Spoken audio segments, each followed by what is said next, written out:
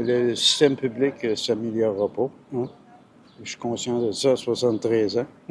Je me promène d'un médecin à l'autre. Si j'ai mal, t'appelles une clinique ou j'ai un MF. Et c'est ça le système de santé. Ils font bien des efforts, c'est sûr, là, mais ils ont du temps à rattraper, beaucoup.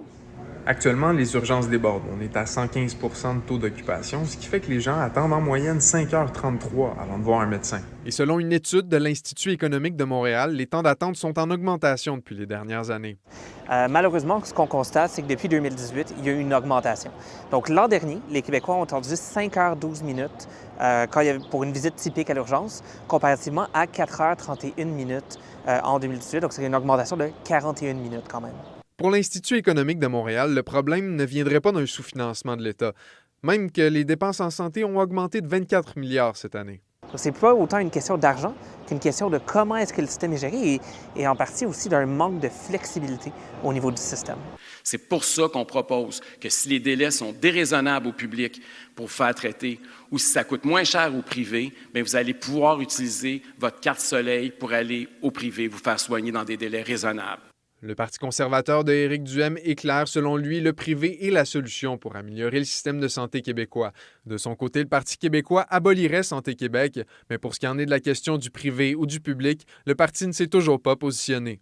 Bien, une des choses qu'on remarque, c'est que les systèmes qui fonctionnent le mieux, ce sont les systèmes qui sont universels, donc tout le monde a accès aux soins, mais qui sont mixtes, qui vont avoir un mélange d'hôpitaux publics et privés. On parle d'endroits comme la France, le Danemark, la Suède.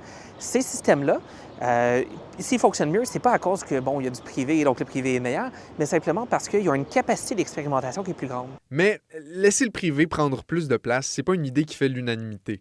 Anne Plourdre, qui est chercheuse spécialisée dans le système de santé québécois, pense qu'on devrait plutôt financer davantage le système actuel. Les problèmes actuels d'accès aux services dans le réseau public sont en partie causés justement par la privatisation des services des dernières années, au sens où quand on privatise les services de santé, on n'ajoute pas davantage de services dans le réseau. Ce qu'on fait en réalité, c'est qu'on vient ponctionner les ressources du système public vers des cliniques privées et donc on accentue les problèmes de pénurie de main-d'œuvre qui sont déjà présents dans le système public. Donc, plus de privé, moins de public, moins de privé. La question se pose et clairement, le sujet sera débattu lors de la campagne électorale cet automne. En attendant, le temps d'attente continue d'augmenter dans les salles d'urgence. Les gens ont de plus en plus de difficultés à trouver des médecins. Au moins, l'année passée, on a gagné 11 minutes. Bon, c'est un petit pas dans la bonne direction, mais ça reste un pas dans la bonne direction. À Montréal, Elliott Tremblay pour Nouveau Info.